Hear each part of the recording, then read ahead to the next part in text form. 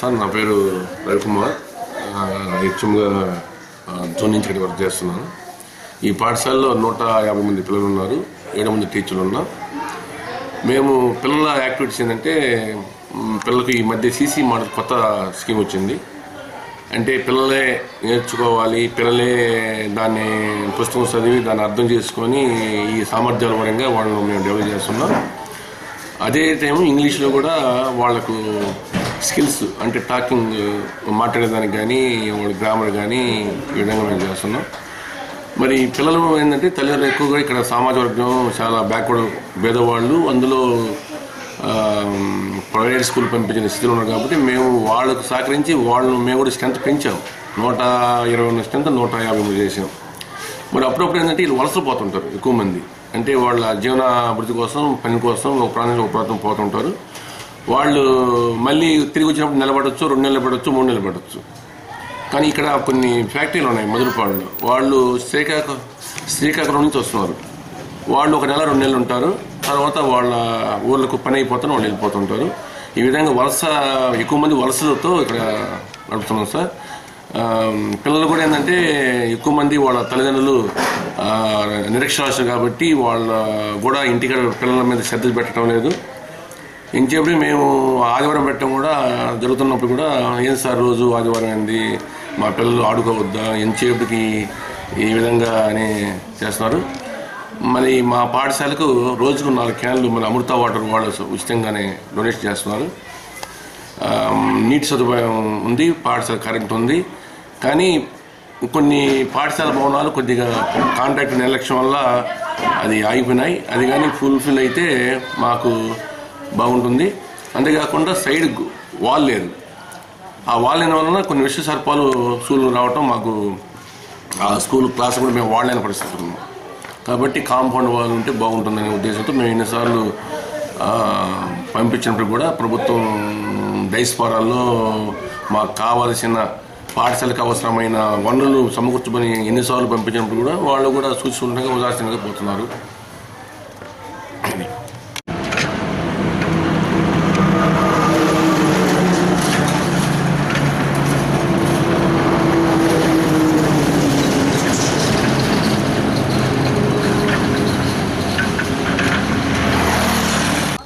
బరిగుడ్లకి చేపలు కాడి ఇంకా ఎక్కడి నుంచి తీసుకొస్తారు? సింగరాకొండ మా సుబ్రహ్మరెడ్డి ఫ్యాక్టరీ, బీర్ ఫ్యాక్టరీ.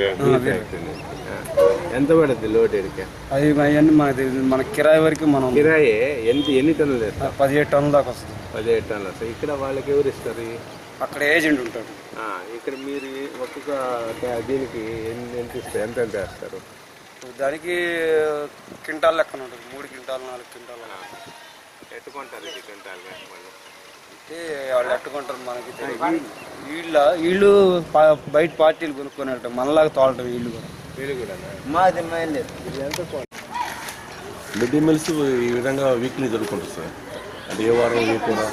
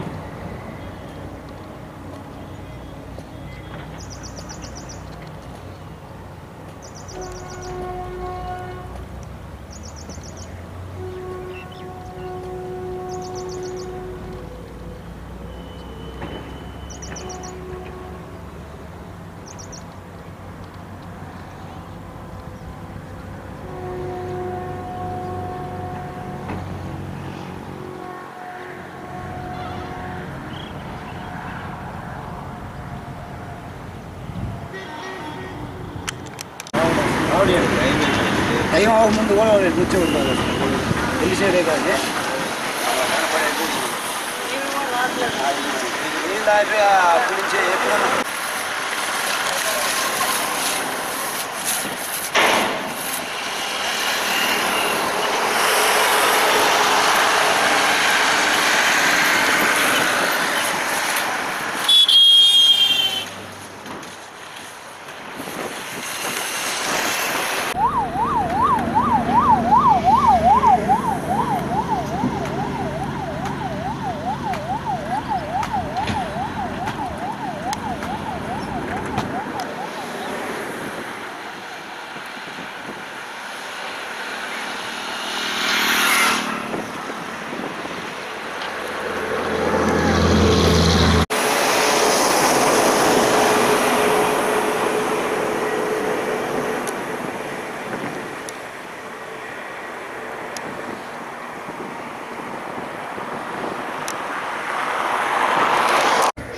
నీళ్ళు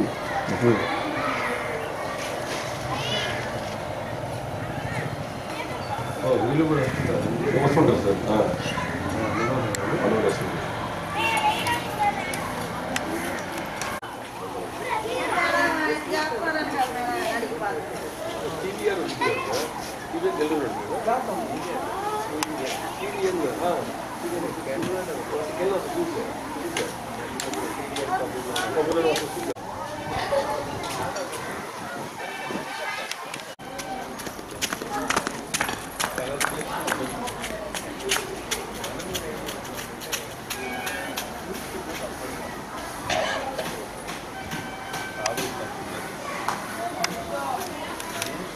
గవర్నమెంట్ ఇది కాబట్టి మనం ప్రైవేట్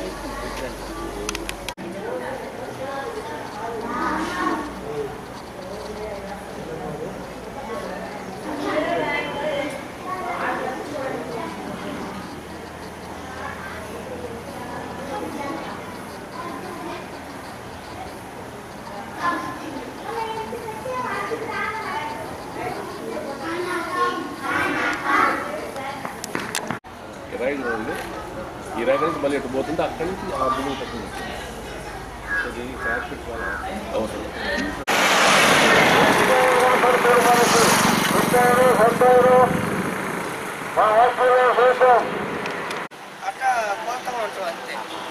ఎంత ఇస్తారు మీకు కిరాయి ఎంతకి ఎంతైనా బాగా 200 నుంచి 10 వరకు 110 రూపాయలు 110 రూపాయలు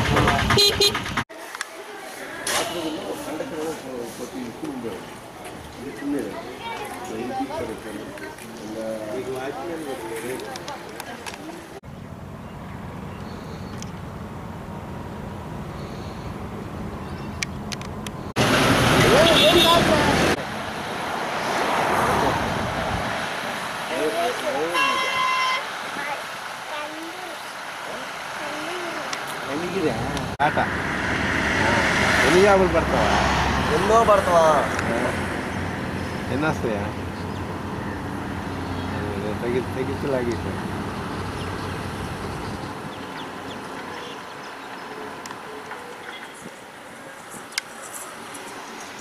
ఆదివారం కదా బేల్దారి పనికి పోతుంటాం ఖాళీగా ఉండేళ్ళకే నేను మోటార్ బాగుంటే బాగుంటుంది బాగుంటుంది పైప్ అంత ఉంటుంది కానీ నేను మీను అప్డేట్ చేస్తాను గుర్తు కలిగింది సార్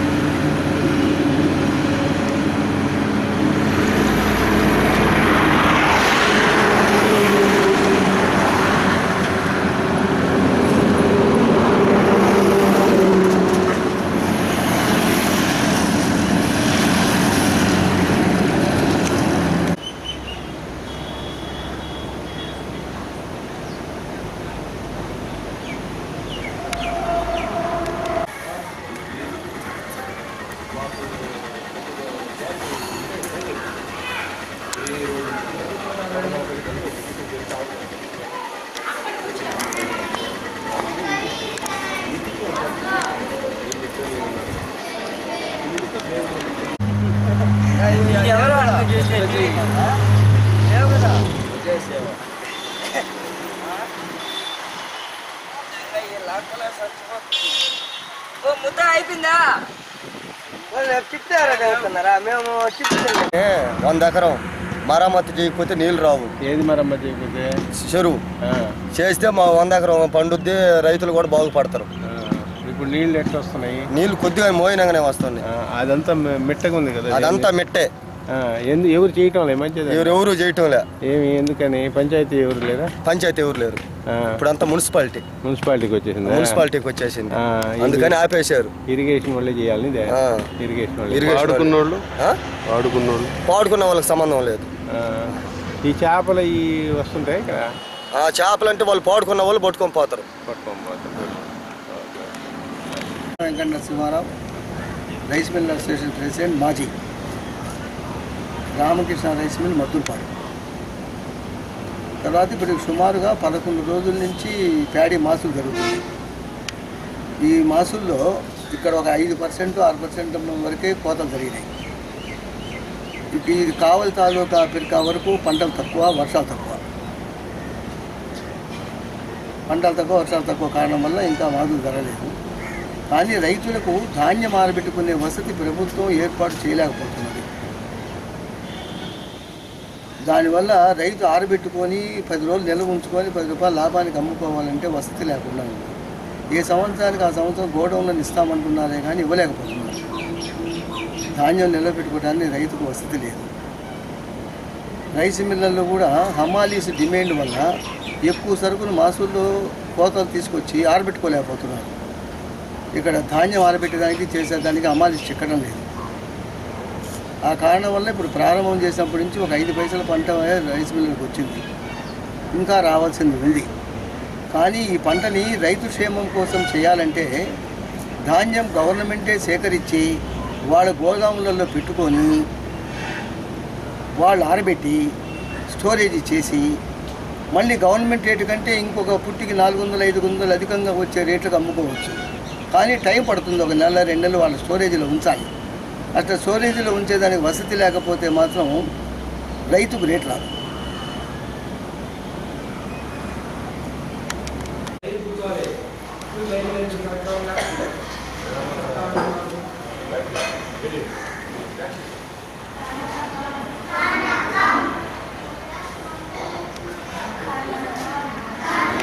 కొనుక్కుంటాం.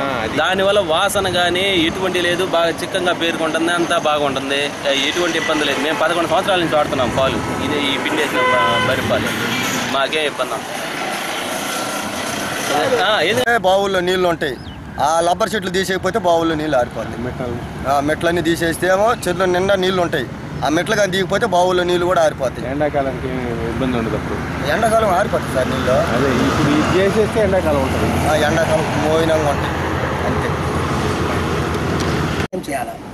సహాయం చేయాలంటే ఎట్లా చేయాలి? గోడౌన్ వసతి చూపించాలి. ఆరబెట్టుకొని అప్డేట్ చేస్తే ఆడుతుంది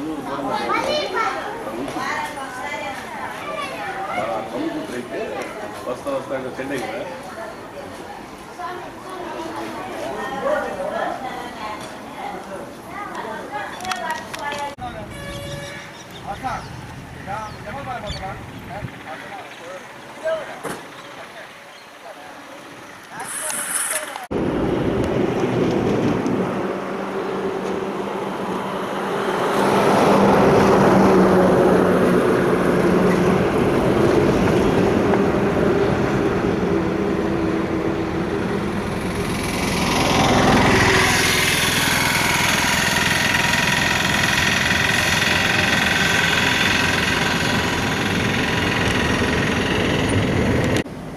చిన్న రైస్ మిల్లులు ఉన్నాయి. తర్వాత రైతులు వచ్చేసి కొద్దిపాటి పంట పండించుకునే రైతులు ఉన్నారు.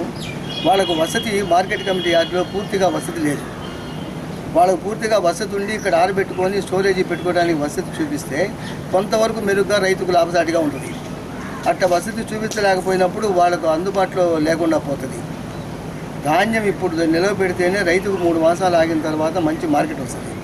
నిల్వ పెట్టుకునే సౌకర్యాన్ని కావల్లో మార్కెట్ కమిటీ యార్డు కానీ, ఎఫ్సిఐ గోడౌన్లు కానీ, తుఫాన్ నగర్లో ఉండే బియ్యం స్టోరేజీ గోడౌన్లు కానీ వసతులు కల్పిస్తే మార్కెట్ బాగానే రైతు లాభదాయకంగా వస్తాడు. సిఎంఆర్ ప్యాడీ కూడా గవర్నమెంటే స్టోరేజ్ చేసి మిల్లులకు సప్లై చేస్తే మిల్లుల వారు ఎగ్గొట్టకుండా ఇవ్వడానికి అవకాశం వస్తుంది. రైతు దగ్గర నుంచి నేరుగా మిల్లర్కి సప్లై చేస్తే ఒక మిల్లువాడు ఆర్థిక పరిస్థితుల్లో ఉంటే ఆర్థిక పరిస్థితులు భరించలేనివాడికి ఎక్కువ సరుకు పోయి, భరించగలిగినవాడికి తక్కువ సరుకు పోయి, వసతి లేనివాడికి ఎక్కువ సరుకు పోయి, వసతి ఉండేవాడికి తక్కువ సరుకు పోతే అక్కడ రైతులకు నష్టం వస్తుంది. స్టోరేజ్ చేసుకోలేనందువల్ల ప్రభుత్వం వసతులు కల్పించి సిఎంఆర్ ప్యాడీని వాళ్లే కొనుగోలు చేసి మార్కెట్ యార్డ్లో కానీ, సివిల్ సప్లైస్ గోడౌన్లలో, తుఫాన్ నగర్లో ఉండే కావలి ఏరియా గోడౌన్లలో కానీ అక్కడ స్టోరేజ్ చేసి ఒక నెల రోజులు అయినాక దాని మీద యాక్షన్ పెట్టినా కానీ గవర్నమెంట్ రేటును అనుసరించే కొంటారు. ఒక్కసారిగా రైతు పండించిన సరుకులు కొనాలంటే మిల్లు అందరూ కూడా కొనలేకపోతున్నారు. అమ్మాల్సిన డిమాండ్, పెట్టుకునే స్టోరేజీకి వస్తే లేదు.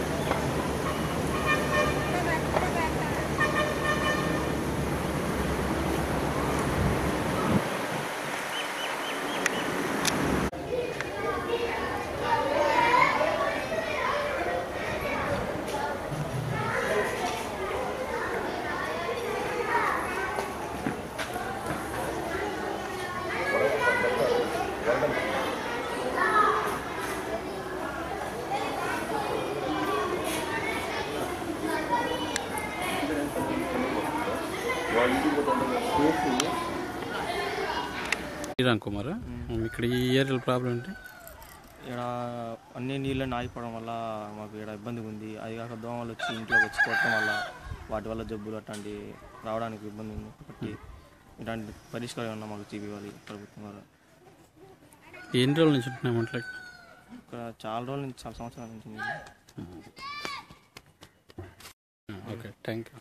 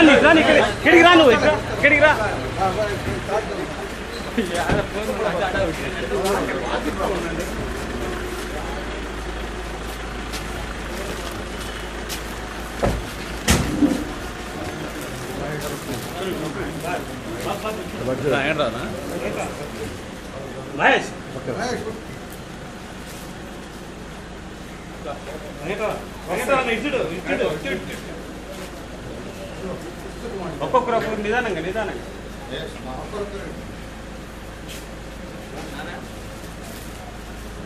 అన్నా ఇది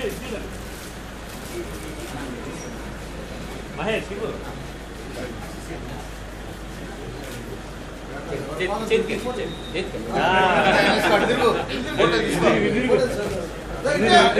అన్నా అన్నా ఏంటేసి అన్నా ఏంటేసి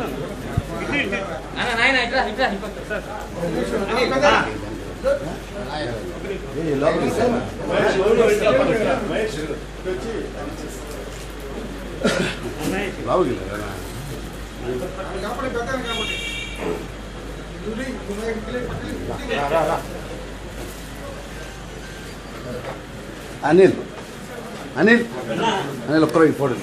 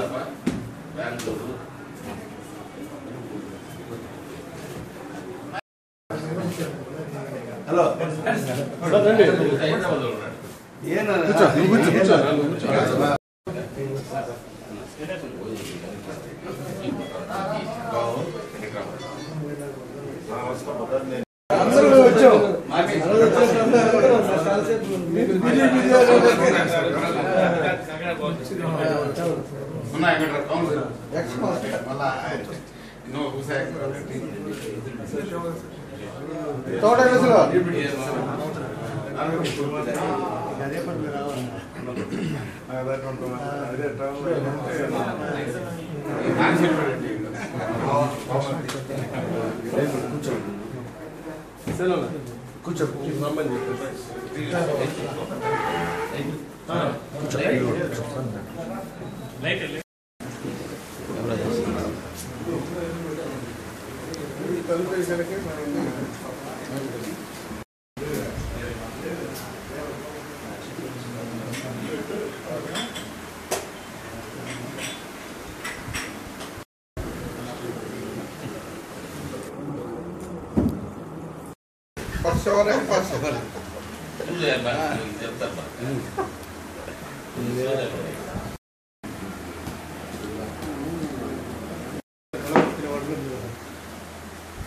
అది కూడా ఎక్కడ నేర్చుకున్నా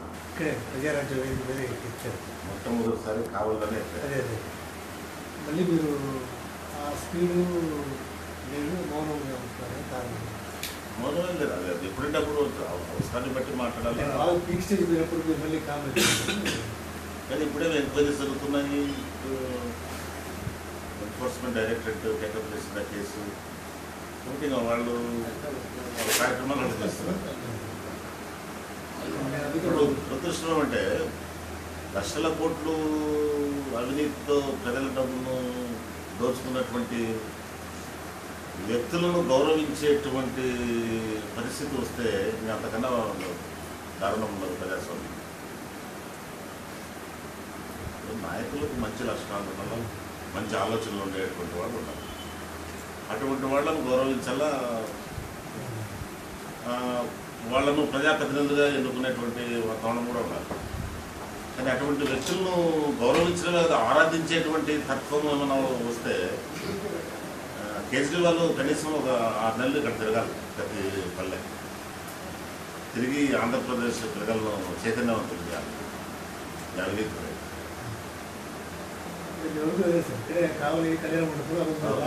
ఫస్ట్ నేను పెద్ద కాంట్రవర్సీ వచ్చింది.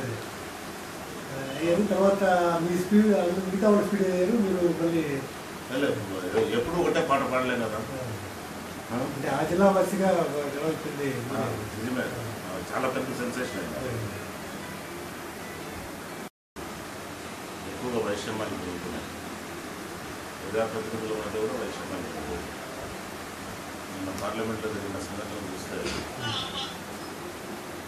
ప్రపంచంలోనే అతిపెద్ద డెమోక్రసీ మనం. ఇంతటి పెద్ద డెమోక్రసీలో ఈ విధమైన సంఘటనలు జరుగుతుంటే ఆంధ్రప్రదేశ్ ఎంపీలకు చెడ్డ పేరు వచ్చింది, భారతదేశానికి చెడ్డ పేరు వచ్చింది. భారతదేశానికి చెడ్డ పేరు వచ్చింది. అంటే మనకు నిర్ణయాలు కొన్ని మనకు అనుకూలంగా ఉంటాయి, వ్యతిరేకంగా ఉంటాయి కొన్ని ప్రాంతాలలో. కానీ వాటిను నిరసన కలపడంలో కానీ ఏదైనా ప్రొటెస్ట్ చేయాలన్నా ఏదైనా కొన్ని ప్రజాస్వామ్యంగా కొన్ని పద్ధతులు ఉన్నాయి. ముఖ్యంగా చట్టసభల్లో ఏ విధంగా ఉండాలనేది కూడా ఇక్కడ భావోద్వేగాలను అక్కడ ప్రతిబింబింపచేయాలనేది దాంట్లో అనుమానం. కానీ దానికి ఏ పద్ధతులు అవలంబించాలనేది ముఖ్యం. అది తెలంగాణ సోదరులు కానీ మన వాళ్ళు కానీ ఇప్పుడు ఇండియన్ డెమోక్రసీ విధంగా ఉంది అనేటువంటిది చాలా చెడ్డ పేరు, బ్లాక్ స్పాట్ అనమాట మన పార్లమెంటరీ కాకపోతే ఉండకూడదు. నిజమే ప్రజల్లో అంత భావోద్వేగం ఉంది. నిర్ణయాలన్నీ మనకు అనుకూలంగా రావు, కొన్ని వ్యతిరేకంగా కూడా వస్తాయి. కాబట్టి దాన్ని ఏ విధంగా మనం అధికారులు కానీ తర్వాత లేకుంటే రాజకీయంగా వాళ్ళ దృష్టికి తీసుకురావాలనేటువంటిది చేయాలి, చేయకుంటారు. కానీ ఏదో ఇక్కడ ప్రజలకు హీరోల మాదిరిగా కనిపిస్తాము, ఈ విధంగా చేస్తానుకుంటే అది కాదు. అది హీరాయిక్ కాదు, అది ఇడియాటిక్గా ఉంటుంది. కాబట్టి చట్టసభలను గౌరవించాలా. చట్టసభల్లో ప్రజలు మనల్ని పండించింది మనం దిద్దుకోవటము, కొట్టుకోవటము అది చాలా దూరమైన పని. అదేవిధంగా నాయకుల్లో కూడా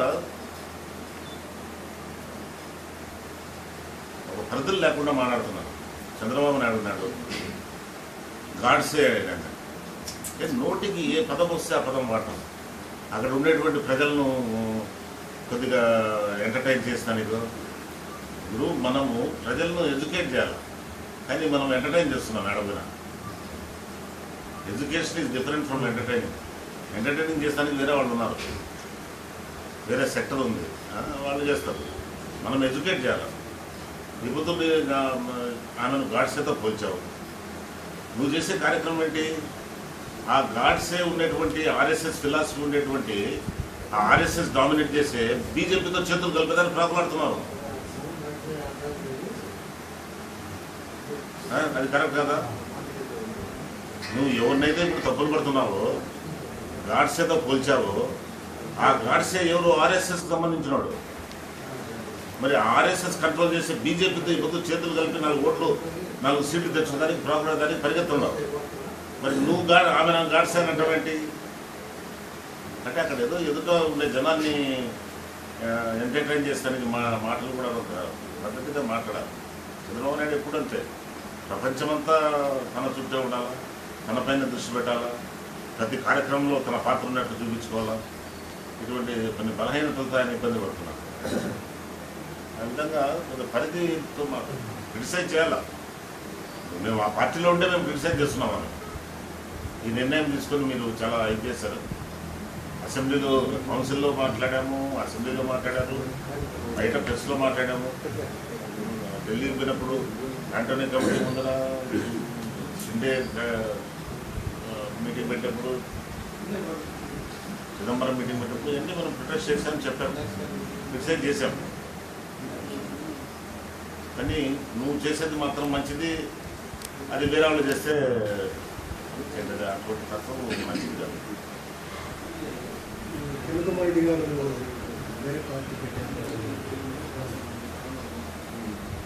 మీడియాలో వస్తుంది, మరి ఆయన కూడా ఇక్కడ పెట్టాలని చెప్పారు, ఆప్షన్ ఏదో చెప్పాడు. చాలా ఆప్షన్స్ పెట్టాడు ఆయన. ఆప్షన్స్లో ఇది కూడా అవుతుంది. మరి పార్టీ ఎవరైనా పార్టీ పెట్టచ్చు, చాలామంది పార్టీలు పెట్టారు. కానీ ఆయన పార్టీ పెడితే ప్రజలకు కొన్ని సమాధానాలు చెప్పాల్సి ఉంటుంది. ఆయన ప్రజల్లో ఉండేటువంటి అపోహలను తొలగించాల్సిన అవసరం ఉంటుంది. ఎందుకు వర్కింగ్ కమిటీ రెజల్యూషన్ అప్పుడు అపోజ్ చేయలేదు? ఎప్పుడు తను అప్పుడు ఇమీడియట్గా రాజీనామా చేస్తుంటే ఇంత జరిగింది కాదు కదా. ముఖ్యమంత్రి రాజీనామా చేస్తే మొత్తం క్యాబినెట్ రాజీనామా చేస్తుంది, దాని ఇంపాక్ట్ చాలా ఉండిండు. మరి అప్పుడే వాళ్ళు సీరియస్గా తీసుకునేటువంటి అవకాశం ఉండిండు. సో ఇవన్నీ ప్రజల్లో ఉన్నాయి. కాబట్టి వీటన్నిటికీ ఆయన జవాబు చెప్పేదానికి ప్రిపేర్డ్గా ఉండాలి. పార్టీలు ఎవరైనా పెట్టి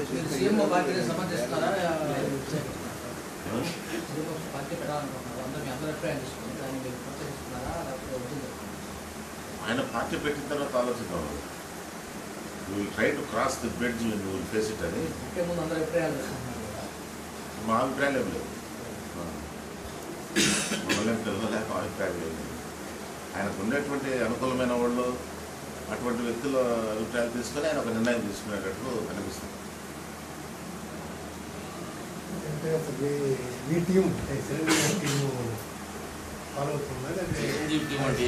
అదేం లేదు. చిరంజీవి కాంగ్రెస్ కలిసిపోయిన తర్వాత ఇంకా చిరంజీవి టీం అనేది లేదు.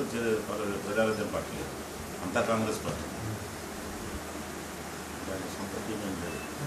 పార్టీ విడే విషయంలో కంటిన్యూ కిరణ్ కుమార్ రెడ్డి గారితో పాటు పార్టీ నుంచి బయటికి ఆయన వస్తాను ఒక డెసిషన్ తీసుకుంటే మీరు కంటిన్యూ అవుతారా పార్టీలో, లేకపోతే కిరణ్ కుమార్ రెడ్డి గారికి ఫాలో అవుతారా? లేదు, పొరపాట్లో కూడా పోదు. పొరపాట్లో కూడా పోదు. అలా సందిగ్ధమే లేదు. ఇప్పుడు 2 సంవత్సరాల కిందట వచ్చినటువంటి పార్టీలకి నాకే పార్టీ వదలాలంటే కష్ట పరిస్థితులు వదలకూడదనే భావన. 40 ఏళ్ళు లేకుంటే జనరేషన్స్ నుంచి పదవులు అనుభవించి ఈరోజు పార్టీ నిర్ణయం ఒకటి చిన్నది ఇబ్బందికరంగా అయినంత మాత్రం పార్టీని వదిలి సాధించేదేంటి? అది నా భావన. జనరేషన్స్ నుంచి పదవులు అనుభవించి పార్టీ బాగున్నప్పుడు పార్టీ నేను చెప్పలేను. పార్టీ బలంగా ఉన్నప్పుడు పార్టీ ద్వారా పదవులు సంపదలు సంపాదించి ఇప్పుడు పార్టీ కొద్ది కష్ట పరిస్థితులు ఉన్నాయనేటువంటి వాతావరణంలో పార్టీని వదలటం అనేది ఇది అంత కరెక్ట్ కాదు. 2 సంవత్సరాల కింద వచ్చి నాకే కానీ అది ఒక్కొక్కరు. ఇప్పుడు politics has become a game of convenience, not conviction. Convenience ప్రకారం పోతాం.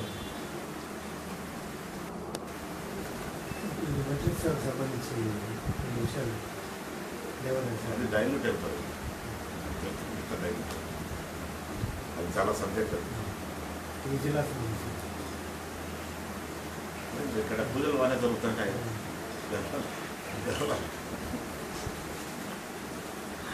కమిటీలు కూడా వేస్తున్నాము. నెల్లూరు జిల్లాలో టెంపుల్స్ బాగానే ఉన్నాయి. మీరు నేను చెప్పిందే రాయండి, వేరేది మళ్ళా రాసి మీ ఇంటర్ప్రిటేషన్ అని కాంట్రవర్సీ అనుమానమే లేదు.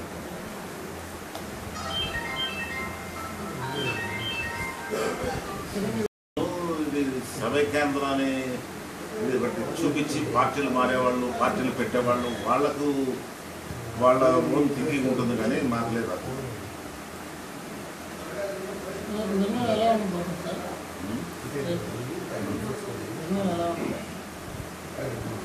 ఎంత చూస్తున్నారు, ఫైట్ చేస్తున్నాము. లీగల్గా కూడా ఇప్పుడు ఫైట్ చేయాలని అనుకుంటున్నాము. అసెంబ్లీలో కౌన్సిల్లో రెజల్యూషన్ పాస్ చేసి పంపించాము. అక్కడ పోయి ధర్నా చేశాము.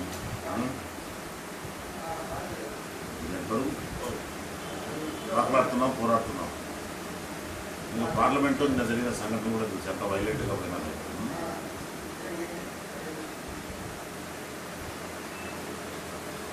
బీజేపీ చేతిలో ఉంది. బీజేపీ సపోర్ట్ చేస్తే అవుతుంది, లేకుంటే అది కష్టం.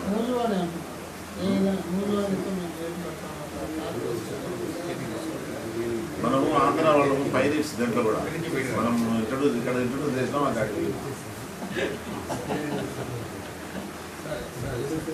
అందుకోవడం కూడా ఇక్కడ నేర్పించింది సార్ వాళ్ళకి. మన వాళ్ళు అడ్డుకోవడానికి వాళ్ళు అడ్డుకోలేదు.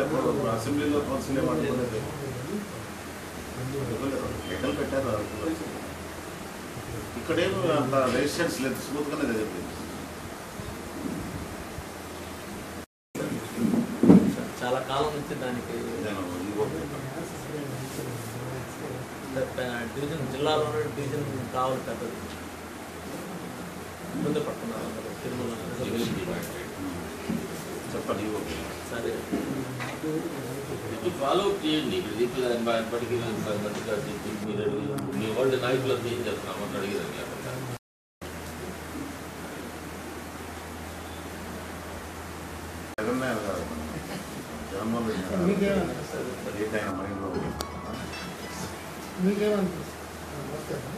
సిన్సియారిటీ కనిపించదా? ఇప్పుడు రాష్ట్రం డివైడ్ అయిపోతే మాకు ఈ ప్రాంతంలో మేము బలంగా ఉన్నాం కాబట్టి మేము అధికారంలోకి వస్తామనేటువంటి ఆలోచన. కానీ ఇక్కడ ప్రజలకు ఇష్టం లేదు కాబట్టి ప్రజలకు ఇష్టమైనట్లు సమయ కేంద్రాన్ని బయటకు రావడం. ఇప్పుడు కాంగ్రెస్ పార్టీ చేసిన తప్పేంటి దీంట్లో బాగా ఆలోచన. ఎప్పటి నుంచి ఉంది డిమాండ్? కాంగ్రెస్ పార్టీ ఒప్పుకుందా? ఒప్పుకోలేదు. చంద్రబాబు నాయుడు రెజల్యూషన్ పాస్ చేసినాము, మీరు తెలంగాణ ఇస్తే మాకు అభ్యంతరం లేదని లెటర్ రాశారు. మన Jaganmohan Jagan mother Vaikapa party president Vijayamma article 3 ప్రకారం చేయాలని ఇచ్చారు. రాష్ట్రాలు డివైడ్ అయితే ఆర్టికల్ 3 ద్వారానే డివైడ్ అవుతుంది, వేరే విధంగా కాదు. అది ఒక చెప్పాల్సిన పని. ఆర్టికల్ 3 ద్వారా మీరు డివైడ్ చేయండి అని చెప్పారు. ఆమె ఒప్పుకుంది. బీజేపీ ఫైట్ చేశారు, సిపిఐ ఫైట్ చేశారు. ఇందరు చెప్పిన తర్వాత అధికారంలో ఉంది కాబట్టి తమ నిర్ణయం తీసుకోవాలి కాబట్టి నిర్ణయం తీసుకున్నారు. కానీ ఈ దినం అందరూ పార్టీలో ఆల్ పార్టీస్ మీటింగ్ పెట్టి ఇప్పుడు రాష్ట్రాన్ని విభజించేటప్పుడు ఆల్ పార్టీస్ మీటింగ్ పెట్టి నిర్ణయం తీసుకోవాలి. లేదా దాంట్లో ఆ పద్ధతి జరిగిన పద్ధతి అది కరెక్ట్ కాదు. మేము అదే చెప్తున్నాం. సొంత పార్టీలో అడిగిందా కాంగ్రెస్ పార్టీ మన రాష్ట్రంలోని కాంగ్రెస్ పార్టీ కొన్ని దినాలు పోతే అన్నీ ఎక్స్పోజ్ అవుతాయి. మన నాయకుల పాత్ర ఏంటి, తెలంగాణ నాయకుల పాత్ర ఏంటి ఇవ్వటంలో, ముఖ్యమంత్రి గారి పాత్ర ఏంటి, పిసిసి ప్రెసిడెంట్ గారి పాత్ర ఏంటి, ఎవరెవరు ఏ విధంగా యాక్ట్ చేశారు, ఇవన్నీ కొంతకాలం వచ్చేస్తే అన్నీ బయటకు వస్తాయి.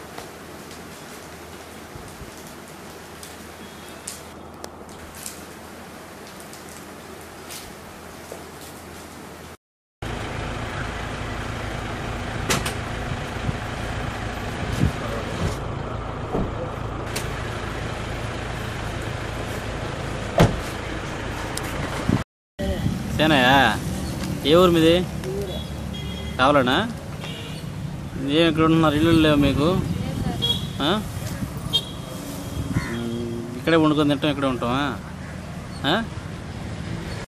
ఎన్ని సంవత్సరాల నుంచి ఉంటున్నారా? ఇల్లు లేవు మీకు? ఇల్లు లేవు ఇవ్వలా ఎవరు? ఎప్పుడు అర్జీ పెట్టుకున్నారు మీరు? ఏం చేస్తుంటారు మీరు?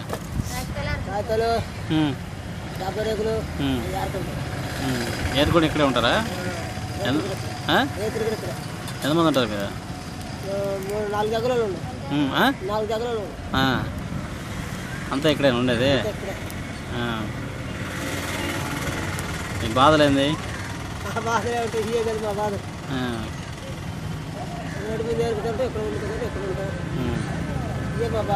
వర్షం వస్తే చేస్తారా? పట్టాల పడుకుంటాం. ఏ కొట్టాలో?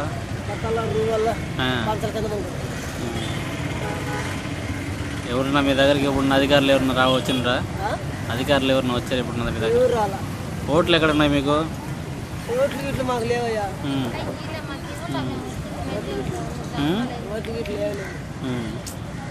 ఎక్కడ చేర్పించుకోవాలా? ఏమి పేరా? సేనయ్య.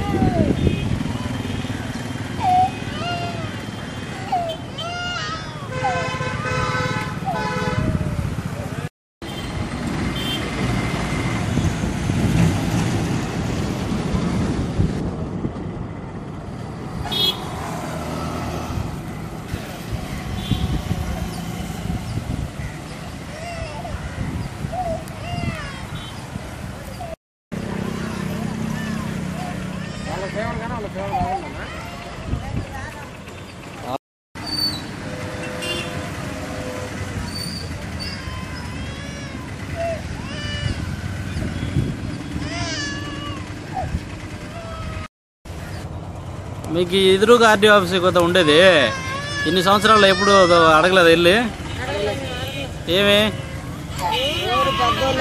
అవును పెద్దనా ఏమ్మా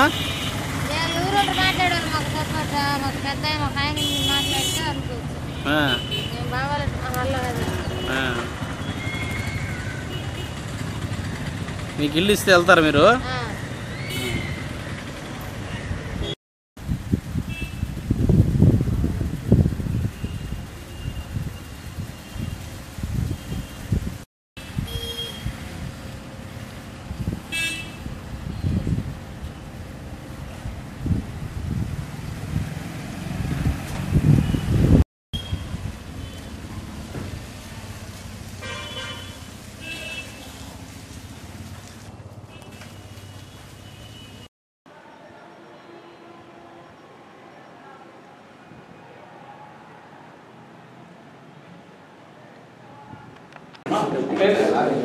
మోటార్ ట్యాక్స్ ప్రెసిడెంట్ చార్లెస్ గారు ఈ మీటింగ్కి పిలవగానే మా ప్రిన్సిపల్ గారు రావడం మాకు ఎంతో ధన్యవాదాలు. అలాగే కరస్పాండెంట్ గారికి, స్టేట్ సెక్రటరీ అయిన అజయ్ కుమార్ గారికి, స్టేట్ ట్రెజరర్ అయిన విజయ్ గారికి, ఆంధ్రప్రదేశ్ చీఫ్ చైర్మన్ అయిన జి నరసింహ గారికి అందరూ ధన్యవాదాలు తెలియజేస్తూ ఈ సమాచారం జరుగుతుంటే తర్వాత వచ్చిన ఈసీ మెంబర్స్ అందరికి ధన్యవాదాలు తెలుస్తూ ఈ సమాచారం గురించి నెక్స్ట్ మళ్ళీ మన ఈసీ మీటింగ్ స్టార్ట్ అవుతుంది. దేవుడు చెయ్యొద్దు అన్నదాన్ని చేయడానికి ప్రేరేపించేది ఎవరంటే తిని కాళ్ళతో పాటు తన భర్తకును ఇచ్చెను. పాటు ఆమె భర్తకు కూడా ఇచ్చింది. ఇద్దరు కలిసి అప్పుడు ఏమైందంటే 7వ వచనంలో ఏమైంది? అప్పుడు వారిద్దరి కన్నులు ఇదే ఎప్పుడైతే వాళ్ళు దేవుడు చేయొద్దన్న పనిని చేసి దేవుని ఆజ్ఞను అతిక్రమించి వాళ్ళు వెళ్ళిపోయారో అప్పుడు వాటి యొక్క ఆత్మీయ నేత్రాలు మూయబడి మనో నేత్రాలు తెరవబడాయి. ఏంటండి? ఆత్మ సంబంధమైన నేత్రాలు. అప్పటి నుండి వాళ్ళకు మంచి చెడులను వివేచించేటువంటి జ్ఞానం వచ్చింది. అదే మనస్సాక్షి. ఈ మనస్సాక్షి అందరిలోనూ ఉంటుందండి. ఎవరిలో ఉంటుంది? క్రైస్తవులకు మాత్రమే కాదు. ఈ మనస్సాక్షి అనేది ప్రతి మనిషిలో ఉంటుంది. ఎందుకంటే ఆదాము యొక్క సంతానమే మనం అందరం. అందరూ వాళ్ళు హిందువులు కానీ, ముస్లింలు కానీ, క్రైస్తవులు కానీ, ఎవరైనా కానీ, జైన్లు కానీ, ఎవరైనా కానీ వాళ్ళ దగ్గర ఉంది మనస్సాక్షి. అందరికీ మనస్సాక్షి ఉంది. కానీ ఈ మనస్సాక్షికి మంచి చెడులను తెలుసుకునే జ్ఞానం ఉందే కానీ మంచిని చేసే శక్తి మాత్రం దీనికి లేదు. మంచిని చేసేటువంటి శక్తి దీనికి లేదు. ఇది చెడు అని తెలుసు, చెడును చేయకూడదని తెలుసు, కానీ చెడును చేయకూడకుండా ఉండే శక్తి దానికి లేదు. అర్థం చేసుకోండి, జాగ్రత్తగా వినండి ఈ విషయాలు. ఎందుకంటే ఈ విషయంలో మనలో చాలా మంది తప్పిపోతున్నాం. ఈ విషయంలో మన మనస్సాక్షి వేరు, ఆత్మ బలము వేరు. నీవు దేవుని ఆజ్ఞలకు లోబడాలంటే నీకు మనస్సాక్షి ఉంటే మాత్రం సరిపోదు, ఆత్మ బలం కావాలి. ఎవరైతే పవిత్ర హృదయం కలిగి ఉంటారో వాళ్ళ మీద దేవుని ఆత్మ ఉంటుంది. వాళ్ళకి దేవుడు మనము నిర్జీవమైన వారముగా ఉంటున్నాం. మంచి చెడుల తెలివినిచ్చేటువంటి ఆ వృక్ష ఫలాన్ని వాళ్ళు తిన్నప్పుడు వాళ్ళ యొక్క కన్నులు తెరవబడ్డాయి. అప్పుడు వాళ్ళకి ఆ మనస్సాక్షి అనే జ్ఞానం ఇవ్వబడింది. ప్రియ సహోదరులారా, ఈ మంచి అదే ఈ యొక్క మనస్సాక్షి అంటే ఏమిటో 1 యోహాను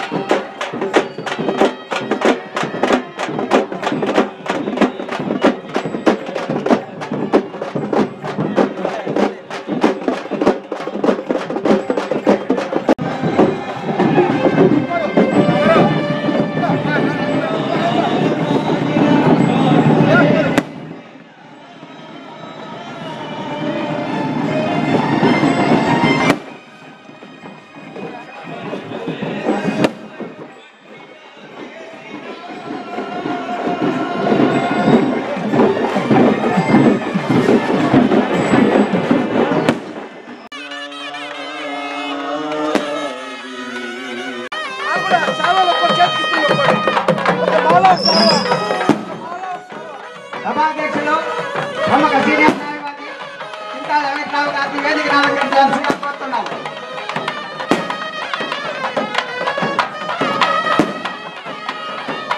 రాష్ట్ర దేవాదాయ కమార్చులు చెన్నచెట్టి రాంజనరాయ్ గారిని వేదిక అలంకరించాల్సిందిగా కోరుతున్నాము.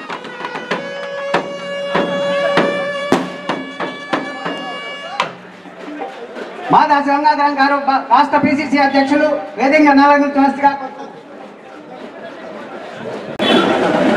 దామశెట్టి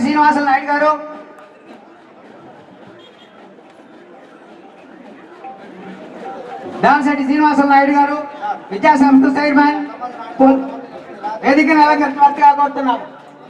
దామశెట్టి బాలసురేష్ పిసిసి కార్యదర్శి గారు వేదికను అలంకరించవలసిగా కోరుతున్నాం.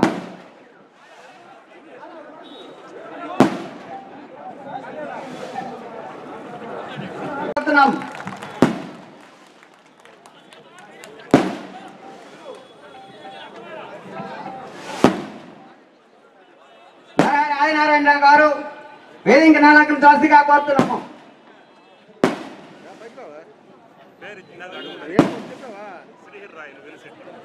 అలారి కొండయ్య గారు దేవి బిల్డర్స్ వేదిక నాయకులు జాస్తిగా కోరుతున్నాము. అలారి కొండయ్య గారు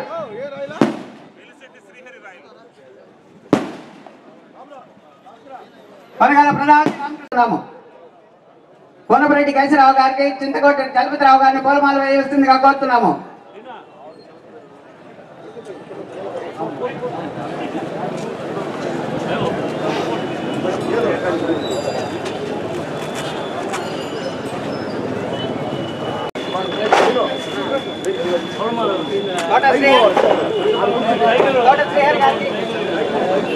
మైక్లో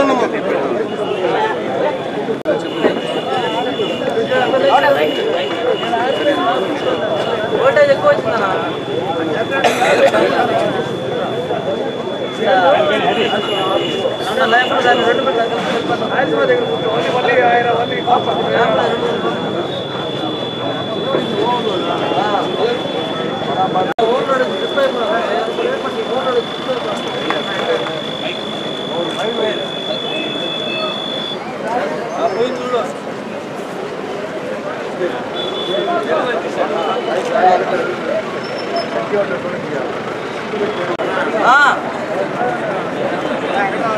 రాలేదు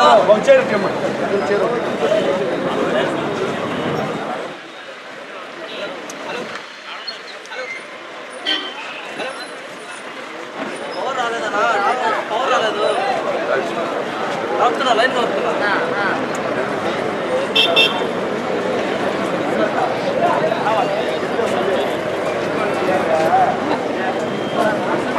విజయం శ్రీకృష్ణదేవరాయ విగ్రహావిష్కరణ. కేవలం కాపు సోదరుల దయా దాక్షిణ్యాలతో వాళ్ళు ఇచ్చిన ఆ దాతలు ఇచ్చిన వీరచంద్రయ్య గారికి హృదయపూర్వక అభినందనలు తెలియజేస్తున్నాం. అదేవిధంగా మన జిల్లా వాసి మన సొంత మనిషి నాకు అన్నగారు మాదాసు గంగాధరం గారికి కూడా హృదయపూర్వకంగా అభినందనలు తెలియజేస్తున్నాను.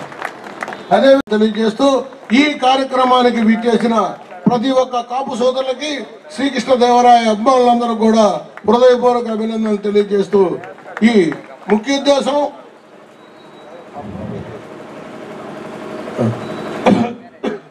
ప్రధానంగా తెలుగు భాష అభివృద్ధి కోసం తెలుగు భాష సంస్కృతి సాహిత్యం అభివృద్ధి కొరకు ఎంతో కృషి చేసి అష్టదిగ్గజాల వంటి కవులతో భువన విజయాన్ని ఏర్పాటు చేసిన శ్రీకృష్ణదేవరాయలు కాపు వంశీయుడు కాపు సోదరుడు అని చెప్పడానికి మరొక్కసారి సగర్వంగా మీకందరికీ విన్నవించుకుంటున్నాను మిత్రులారా.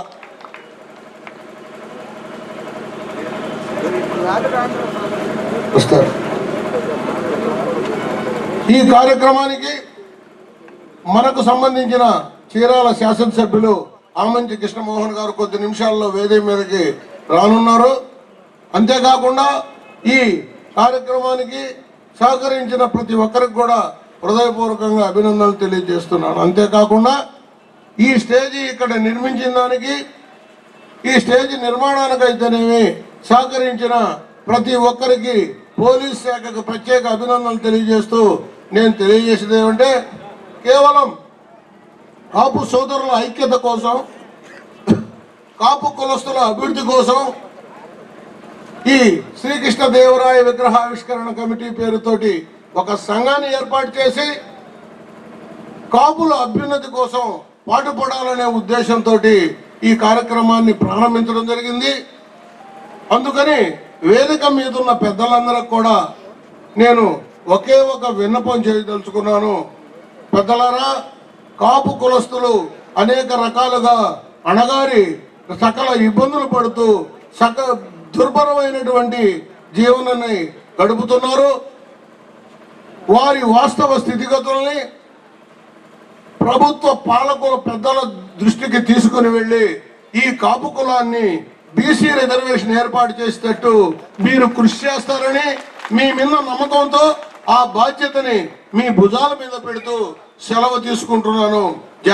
రాష్ట్ర దేవాదాయ శాఖ మంత్రి గారైనటువంటి గౌరవనీయులు జన్నంశెట్టి రామచంద్రయ్య గారికి, అదేవిధంగా పెద్దలు మనకందరికి సుప్రసిద్ధుడు మా అన్నగారైనటువంటి గౌరవనీయులైనటువంటి మాతాసం ఆంధ్రప్రదేశ్ కాంగ్రెస్ ఉపాధ్యక్షులు కానిటువంటి మాతాసు గంగాధరం గారికి, అదేవిధంగా అందరికీ మన పక్క జిల్లాలో ఉండి మనకంత సుప్రసిద్ధమైనటువంటి గౌరవనీయులు కదిరి బాబురావు గారికి, అదేవిధంగా మా వేయింకుడైనటువంటి టర్బో మిషనరీ డైరెక్టర్ తోట మధు గారికి, ఈ సభను అలంకరించినటువంటి మన పెద్దలందరికీ, మీరు కూడా అందరూ మా పైన అలంకరించిన వారికంటే ఇంకా గొప్పవారు. ఎందుకంటే మీ సహాయ సహకారాలు ఉంటేనే ఈ సభ ముందుకు పోతుంది. అందరూ వేది మీదకి ఆహ్వానించాల్సిన వారే. అయితే సమయ భారం, స్టేజీ భారం అవుతుంది కాబట్టి మీరందరూ కింద ఉన్నారు. మీరందరికీ ఈ నా హృదయపూర్వక నమస్కారం తెలుపుకుంటూ, మనం ఈ శ్రీకృష్ణదేవరాయల విగ్రహాన్ని చాలా సంవత్సరాల నుంచి ఇక్కడ ఉన్నటువంటి మన చింతా వెంకటరావు గారు ఎన్నో చిరకాల వాంఛ మంది, ఆ వాంఛని ఈ రోజు నెరవేరుతున్నట్టు ఎంతో మంది కృషి ఉంది, మీ అందరి కృషి ఉంది, మన సంఘీయుల కృషి ఉంది. ఈ పట్టుదలతోనే మనం ముందుకు పోయేదానికోసంగా శ్రీకృష్ణదేవరాయల విగ్రహాన్ని మనం చూపిస్తూ, వారు ఆ రోజు పరిపాలనా దక్షుడు మన 500 సంవత్సరాల ముందు మన జాతిని మన జాతిని ప్రతిష్టని ముందుకి ఇమడింపు చేసినటువంటి ధైర్యశాలి పరిపాలన దక్షుడైనటువంటి ఎన్నో రాజ్యాలు సుశాలమైనటువంటి రాజ్యాన్ని ఏర్పరిచినటువంటి శ్రీకృష్ణదేవరాయలు మనవాడని మనం చెప్పుకోవడం మనంత గర్వకారణం. వారిని స్ఫూర్తిగా తీసుకొని మనం ఈ కాంస్య విగ్రహాన్ని మనం ఇక్కడ ప్రతిష్ఠించుకొని వారి అడుగుజాలలో మనం అంటే వారు చేసేటువంటి కార్యక్రమాలు మనం చూసి మనం అందరూ సంఘటితంగా ఉండి మనం ముందుకు పోవాలనే ఆకాంక్షతోటి ఈ శ్రీకృష్ణదేవరాయల విగ్రహాన్ని మన కావుల్లో ప్రతిష్ఠించడం జరిగింది. మన చాలా శుభదినంగా చెప్పాలి. ఎందుకంటే ఒక మహానుభావుడి విగ్రహం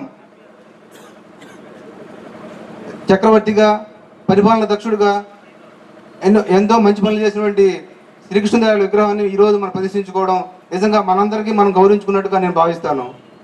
ఎందుకంటే 16వ సంవత్సరాల్లో జన్మించిన శ్రీకృష్ణదేవరాయలు గారు అప్పట్లోనే బహుభాషా ప్రజ్ఞాశాలిగా ఎన్నో భాషలు నేర్చుకున్న వ్యక్తిగా మనకు అందరూ చరిత్ర చెప్తా ఉంది. ఆ రోజుల్లోనే తెలుగు భాష లెస్స అది చాలా గొప్ప భాష అన్నట్టుగా దేశాలందరూ దేశ నలుమూలందరూ ప్రచారం చేసిన వ్యక్తిగా మనకు అందరికీ తెలుసు. అంతేకాకుండా ఆయన ఎన్నో దేవాలయాలు కట్టించిన వ్యక్తిగా మన చరిత్ర చెప్తా ఉంది. మన తిరుపతి దేవస్థానం కూడా అభివృద్ధిలో ఆయన పాత్ర ఎంతో ఉందని మనకి చరిత్ర చెప్తా ఉంది. అదేవిధంగా ఈ రోజు మన దేవాదాయ శాఖ మంత్రిగా ఉన్న మన శ్రీరామచంద్ర చేతుల మీదుగా ఈ రోజు ఆ విగ్రహం ప్రతిష్ఠ చేయడం అనేది చాలా అదృష్టంగా మన గౌరవంగా నేను అనుకుంటా ఉన్నాను. అంటే మనం కాపు బలిజ ఒంటరి అయినటువంటి మనం అందరం ఎంతో గౌరవంగా చెప్పుకోవాల్సిన అవసరం ఉంది. ఈ కార్యక్రమానికి ఇప్పుడు ముఖ్య అతిథిగా విచ్చేసినటువంటి గౌరవనీయులు పెద్దలు శ్రీ దేవాదాయ శాఖ మార్చినటువంటి శ్రీ రామచంద్రయ్య గారు, అదేవిధంగా పిసిసి ఉపాధ్యక్షుడు మాదాస్ గంగాధరం గారు, దామిశెట్టి ఈ లోకల్ కావలి ఈ విగ్రహ కమిటీలో కరెక్ట్ నాకు అన్ని తెలియదు, అందుకని చెప్పి కొన్ని చెప్తున్నా. దామిశెట్టి శ్రీనివాస నాయుడు గారు, సురేష్ గారు, తోట మధు గారు, ఇక్కడికి విచ్చేసిన పెద్దలు గౌరవనీయులైనటువంటి సభాధ్యక్షులైనటువంటి వెంకట్రావు గారు, ఇక్కడ కింద ఉన్నటువంటి మన కాపు సోదరులందరికీ, కాపు నాయకులకు అందరికీ, ప్రతి ఒక్కరికి కూడా పేరు పేరున నా నమస్కారాలు తెలియజేసుకుంటూ, నేను ప్రకాశం జిల్లా మీ పక్క నియోజకవర్గం కనిగిరి నియోజకవర్గం, వీటికి వస్తే అంతా కాంగ్రెస్ నాయకుడే కనిపిస్తున్నారు, కానీ నేనే కాంగ్రెస్ నాయకుని కాదు. నేను తెలుగుదేశం క్యాండిడేట్ని కదిరి బాబురావు. లాస్ట్ టైం ఎమ్మెల్యేగా దర్శించి కాంటాక్ట్ చేశా. తర్వాత మొన్న నామినేషన్ చిన్న ప్రాబ్లం ఉన్నది, రిజెక్ట్ అయింది 2009లో. మళ్ళీ రేపు కూడా ఇప్పుడు ఇన్ఛార్జ్గా ఉన్నా, రేపు కనిగిరి నుంచి ఎమ్మెల్యే కంటెస్ట్ చేస్తున్నాను. మీకు కరెక్ట్గా కిలోమీటర్తో ఒక 1 అవర్లో మా జర్నీ ఉంటుంది. ముఖ్యంగా ఈ కాపు నాయకుల సోదరులలో మనమైతే విగ్రహాలు పెట్టుకుంటున్నాం, బాగానే ఉంది. మన సోదరుడు కృష్ణదేవరాయలు మనం ఎంతో పొంగిపోతున్నాం. ఒకప్పుడు కృష్ణదేవరాయలు అంటే పేరే హిస్టరీ ఉంది, చరిత్ర ఉంది. ఎన్నో గుళ్ళు కట్టాడు, బ్రహ్మాండమైన యుద్ధాలు చేశారు, తర్వాత ఎన్నో రాజ్యాధికారాలు చేశారు. అన్ని భాషల కంటే తెలుగు భాష లెస్ అని చెప్పి చాటి చెప్పినటువంటి వ్యక్తి కృష్ణదేవరాయలు. అంతా కాంగ్రెస్ నాయకులు కాదు, కాపు నాయకులు కనపడాలి. కాంగ్రెస్ నాయకులు కాదు కనపడేది. అసలు ఇక్కడికి వచ్చిన తర్వాత అంతకుముందు అక్కడక్కడ మీడియాలో కృష్ణదేవరాయల విగ్రహం ఉందంట, దానికి పొత్తులు కుదరలేదంట అంట రాశారు. కొందరైతే అన్నారు, మీరేం పెట్టుకుంటారయ్యా సభ, మీకు ఆవిష్కరణ కూడా కరెక్ట్గా సమయం లేదని చెప్పి, అవన్నీ కలలు అని చెప్పి, ఇది నిజమని చెప్పి మన శ్రీకృష్ణదేవరాయ విగ్రహ కమిటీ వారు చేశారని మీ అందరికీ మనవి చేస్తున్నా. మనం ఎంత పర్సంటేజ్ అని కాదు, పర్సంటేజ్ కంటే కూడా ఎవరు కమిటెడ్గా మాట్లాడతారో, ఎవరు ఈ కులానికి సేవ చేస్తారో, ఈ కులం చూసి భయపడతారో వాళ్ళకి మాత్రం నేను చేతులెత్తి నమస్కరిస్తున్నా. 100 మంది ఉండేదానికంటే 10 మంది కులాల కోసం మనం ఏ సామాజిక వర్గాన్ని ద్వేషించడంలే, కేవలం మన సామాజిక వర్గాన్ని బాగుపడాలని కోరుకుంటున్నాం. ఈ మధ్య రాహుల్ గాంధీ గారి దగ్గర మీటింగ్ జరిగితే ఆల్ ఇండియా కాంగ్రెస్ కమిటీ సమావేశంలో నేను ఆయనకు చెప్పా, సార్ ఓ పెద్ద కమ్యూనిటీ తెలుగుదేశం పార్టీ వైపు చూస్తుంది, ఇంకో పెద్ద community majority people Jagan party వైపు చూస్తున్నారు. కాంగ్రెస్ పార్టీకి మీకు మిగిలేది ఎస్సీలు, బీసీలు, ఎస్టీలు, కాపులు ఒకసారి ఆలోచించమని కూడా కోరుతున్నానని చెప్తే కొందరి పాపం ఒక పెద్ద సామాజిక కోపం వచ్చింది. మీరు లేమా ఇక పార్టీలో అన్నారు. మీరున్నారో లేదో మీరు ఒకసారి పరిశీలన చేసుకోండి. మీరు నాయకులు ఉన్నారో కానీ కింద స్థాయిలో మీకు లేరు. ఎప్పుడైనా కానీ ఈ పార్టీని కాపాడాలంటే ఆ రోజు ఇందిరాగాంధీ గారు వచ్చినప్పుడు కాపులంతా నిలబడ్డారు ఆ పక్కన. అయినా కాపులకు జరిగింది ఏమని ఒకసారి మీరు కూడా ఆలోచించాలని రాహుల్ గాంధీ గారిని అడిగారు. చాలా మంది అడిగారు, ఎందుకు చెప్తాను ఇవన్నీ అని కూడా. నాకు పోయేది ఏం లేదు, 60 దాటిన తర్వాత 10 మంది ముందుకు రావాలా. ఇటువంటి విగ్రహ ఆవిష్కరణ కమిటీలో పాల్గొనేదానికి చాలా గర్వంగా ఉంది. ఎవరిని చూసి భయపడాల్సిన పని లేదు, మన కూడు మనం తింటా ఉన్నాం. అటువంటి ఈ సభకు వచ్చిన తర్వాత ఒక ఉత్తేజం కలగాల. ఇటువంటి కార్యక్రమానికి సభాధ్యక్షుడు సీనియర్ న్యాయవాది పెద్దలు చింతాల వెంకట్రావు గారు, చదువుకున్నది మాత్రం చార్టెడ్ అకౌంటెన్సీ, ఇప్పుడు మంత్రి మాత్రం దేవాదాయ ధర్మాదాయ శాఖ మంత్రి. ఆయనకి ఇస్తే ఆర్థిక శాఖ ఇయ్యాల, లేకపోతే ఇంకేదైనా లెక్కలు రాసే శాఖ ఇయ్యాలి. కానీ దేవాలయాన్ని పెట్టారు, దేవాలయ మంత్రి కింద. అటువంటి పెద్ద మనిషి రాజ్యసభలో 10 సంవత్సరాలు ఉన్నాడు. నేను అప్పుడప్పుడు రామచంద్రరావు గారితో చెప్తూ ఉంటా, అన్నా మీరు మాట్లాడితే ఇంగ్లీష్ మాట్లాడితే మీరు కౌన్సిల్లో, నేను కూడా కౌన్సిల్లో ఉన్నా 84లో, కౌన్సిల్లో మీరు మాట్లాడే ఇంగ్లీష్లో డిక్షనరీ చూసుకోవాలి. అటువంటి మేధావి పెద్దలు సి రామచంద్రయ్య గారు. అదేవిధంగా పార్టీలతో సంబంధం లే బాబురావు గారు, ఒక నాయకుడు, తన వ్యక్తిత్వం మీద తన కాళ్ళ మీద నిలబడి పైకి ఎదిగిన పెద్దలు బాబురావు గారు. ప్రముఖ పారిశ్రామికవేత్త, మంచి స్నేహితుడు తోట మధు గారు, దామిశెట్టి శ్రీనివాస నాయుడు గారు, దామిశెట్టి సురేష్ బాబు గారు, తోట వెంకటేశ్వర్లు గారు, ఇంకా చాలా మంది ఉన్నారు ఇక్కడ, పూర్ణయ్య గారు, అదేవిధంగా ఢిల్లీ నుంచి వచ్చిన వెంకటేశ్వర్లు గారు. అది ఈ కార్యక్రమానికి అందరూ సహకరించబట్టే ఈ కార్యక్రమం జరిగింది.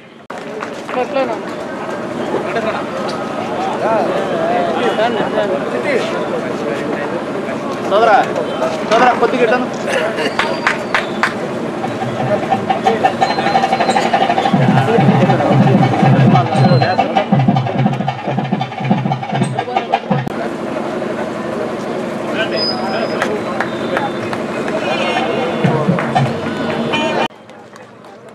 కొద్దిసేపు ఒక 5 నిమిషాలు శాంతంగా ఉండడం. చాలా సంతోషం. ఈ దినం మహానుభావుడు భారతదేశ చరిత్రలోనే ఒక బ్రహ్మాండమైన అధ్యాయాన్ని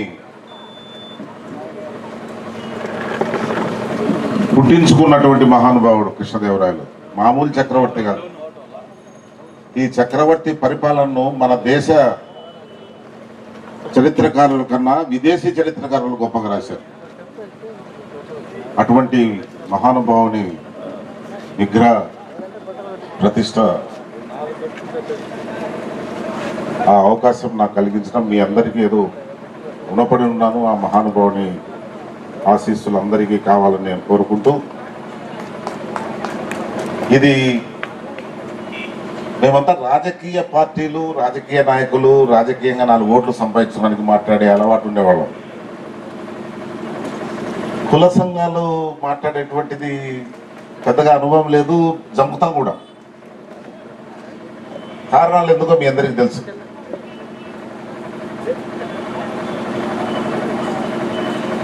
చాలా మంది చెప్పారు మనకుండేటువంటి బలహీనతలు కానీ, మనకుండే బలాలు కానీ. మనకుండే పెద్ద బలము మన సంఖ్య.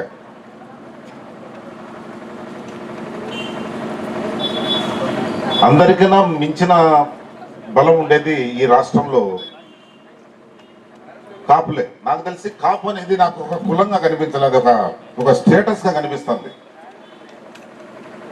ఈ కులమై ఇప్పుడు తూర్పు కాపులు, మున్నూరు కాపులు, బలిజ, ఒంటది, తెలగ.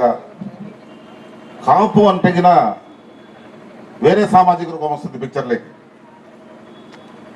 మన ఎడ్యుకేషన్ రిజిస్టర్లో ఎక్కడ కాపని రాసుకోవడంలో బాగా ఆలోచించండి. మనము బలిజానే రాసుకుంటాము, తెలంగాణ రాసుకుంటాము, ఒంటరిని రాసుకుంటాము, మున్నూరు కాపని రాసుకుంటాము, తూర్పు కాపని రాసుకుంటాం, కానీ కాపుని ఎక్కడ రాయటంలే.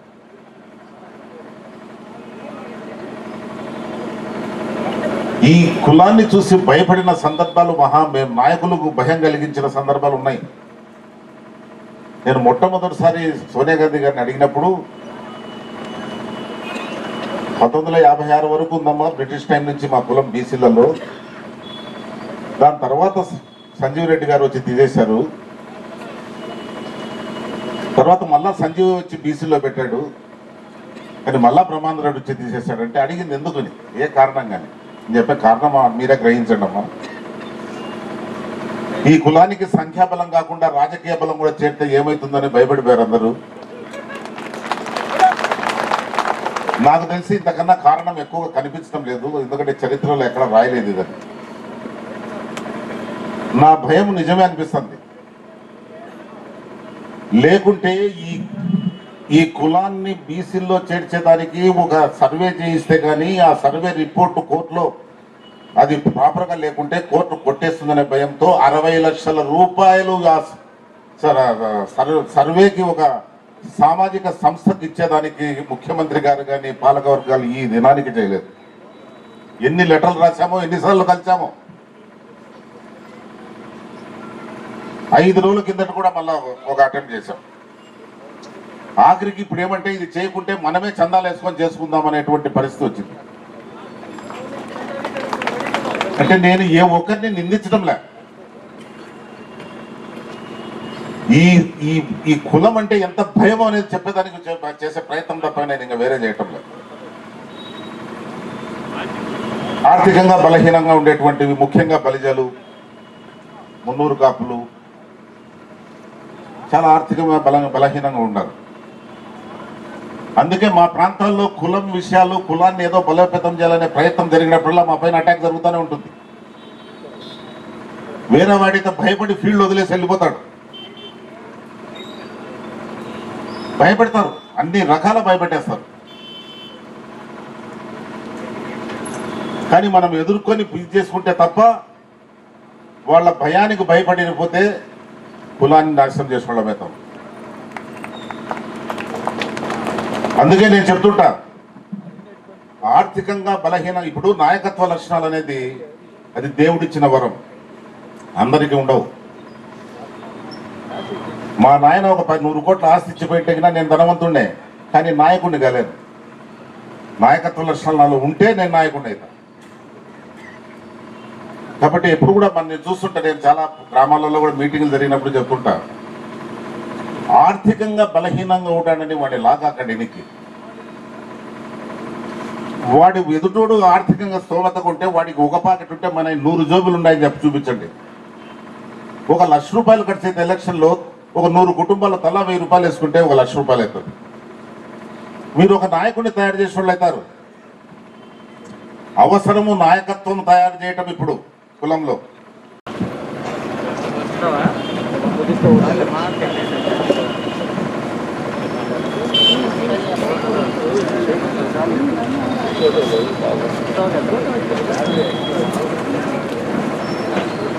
పన్నెండు రోజుల కిందట 4 నాయకులను కలిసాం. సోనియా గాంధీ గారు, చిరంజీవి గారు, నేను, కన్నా లక్ష్మీనారాయణ, బొత్స సత్యనారాయణ గారు కలిసి చెప్పాం, అమ్మా మా వాళ్ళు ఈసారి ఎవరు మాకు బీసీ ఇస్తే వాళ్ళకే పోయేటువంటి పరిస్థితి. మేము కాంగ్రెస్ నాయకులుగా మీకు చెప్తున్నాం, దీన్ని మీరు బీసీగా డిక్లేర్ చేయండి. రేపు మా కులస్తులు అటు ఇటు పోతే కన్నా మీరు మమ్మల్ని బ్లేమ్ చేయాల్సిన ప్రయోజనం ఉండదు అని ఖచ్చితంగా చెప్పాను. నేను ఒకనే కాదు, మొత్తం నలుగురు ఉన్నాం. అప్పుడు ఇమీడియట్గా ఆమె ఒప్పుకునేది, ఓబీసీగా ముందు డిక్లేర్ చేస్తానికి ఇన్స్ట్రక్షన్స్ కూడా ఇవ్వడం జరిగింది. Justice Eswaraiah BC commission chairman, నేను చిరంజీవి గారు పోయి కలిసాం. నిన్న కన్నా లక్ష్మణ్ గారు కూడా కలుస్తున్నారని నాకు ఫోన్ చేశాను ఢిల్లీ నుంచి. కానీ ఇక్కడ ఆంధ్రప్రదేశ్లో ఉండేటువంటి పరిస్థితి ఏమంటే, ఇంత పెద్ద కమ్యూనిటీని బీసీస్లో ఇంక్లూడ్ చేయాలంటే దీనికి ఒక సైంటిఫిక్ సర్వే, సామాజికంగా ఒక సర్వే చేసి అది కోర్టులో ఛాలెంజ్ చేసినా నిలబెట్టాలనేటువంటిది అప్పుడే నిలబడుతుంది అనేటువంటిది, లేకుంటే కోర్టు కొట్టేస్తుంది. నేను ఈ సందర్భంగా ఆమెకు చెప్పాను, అమ్మా మాకు వేరే వాళ్ళ రిజర్వేషన్స్ అవసరమే లేదు, ఆ రిజర్వేషన్స్ వాళ్ళకే ఇవ్వండి, మాకు ఎక్స్ట్రా రిజర్వేషన్స్ ఇవ్వండి. మైనార్టీస్కి 4% ఉంది, 6% ఇవ్వండి వాళ్ళకు. మా కాపులకు ఎక్స్ట్రా శాతం ఇవ్వండి, 50% మించుతుంది. షెడ్యూల్ 9 మార్చండి, అమెండ్మెంట్ ఇవ్వండి. షెడ్యూల్ 9లో పెడితే కన్నా అది కోర్టులు మళ్ళీ దానిపైన వ్యాజ్యం జరిపేదానికి అవకాశం ఉండదు. తమిళనాడులో జరుగుతున్నది, ఆ విధంగా చేయండి అని చెప్పాను. ఈ మధ్య నేను బీసీ నాయకుడు రామకృష్ణయ్య గారితో కూడా కలిసి మాట్లాడాను. తర్వాత కృష్ణయ్యతో కూడా మాట్లాడారు. మీ బీసీ పర్సంటేజ్లో మేము కోట అడగటం లేదు, మాకు వద్దది. మేము ఏ బీసీ రిజర్వేషన్స్ అడుగుతున్నామో మా సోదరులు ఆ రిజర్వేషన్స్ ఎంజాయ్ చేసేటప్పుడు వాళ్ళది లాక్కోవాలనేటువంటి దుర్బుద్ధి మా కులానికి లేనేలేదు. మాకు ఎక్స్ట్రా కావాలి, మేము ఎక్స్ట్రా అడుగుతున్నామంటే వాళ్ళు అన్నారు, అన్న మాకు అటువంటి దాంట్లో పరిస్థితుల్లో అభ్యంతరం లేదు. ఎందుకంటే ప్రతిసారి బీసీ కమిషన్ వచ్చినప్పుడు ఈ కాపుల్లో బీసీల్లో ఇంక్లూడ్ చేయాలన్నప్పుడు అక్కడ రచ్చ జరుగుతున్నది. బీసీ కమిషన్ మెంబర్స్ వచ్చినప్పుడు వాళ్ళ ముందర పెద్ద రచ్చలు జరుగుతున్నాయి, ఎట్లా ఇంక్లూడ్ చేస్తారు వాళ్ళని. అందులో ఇంత పెద్ద పర్సెంటేజ్ కులాన్ని బీసీల్లో ఇంక్లూడ్ చేయాలంటే ఎవరికైనా భయమే. ఎందుకంటే మామూలుగా ఇంత సంఖ్యాబలానికి రాజకీయ బలం కలిస్తే ఇంకేముంది.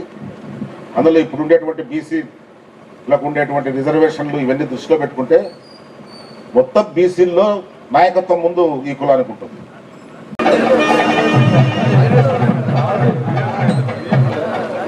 వ్యక్తిగా పేరు తెచ్చుకున్నటువంటి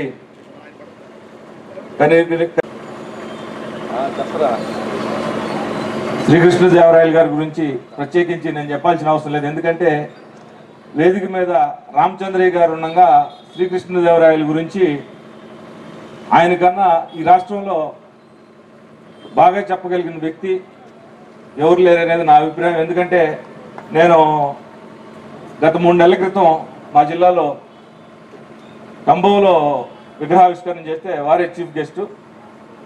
చారిత్రాత్మకమైనటువంటి అప్పుడు ఉన్నటువంటి పరిస్థితులు చాలా అద్భుతంగా మా అందరికీ ఎక్స్ప్లెయిన్ చేయడం జరిగింది. సహజంగా ఇలాంటి మీటింగ్స్ అంటే మేము చెప్పేదానికన్నా ఇలాంటి పెద్దలు చెప్పి తెలుసుకోవడానికే రావటం జరుగుతుంది. మీరు దయచేసి కాపు సోదరులు ఎవరన్నా కానీ నా సిన్సియర్ రిక్వెస్ట్ ఏమంటే, చరిత్రలో మన దక్షిణ భారతదేశంలో శ్రీకృష్ణదేవరాయలు గారికి ఉన్నటువంటి ఒక హుందా అయినటువంటి పేరు చరిత్ర ఎవరికి లేదు. రాజీ పడినటువంటి అన్ని రకాల సుగుణాలు కలిగినటువంటి గొప్ప పరిపాలన అందించినటువంటి కుల మతాలకి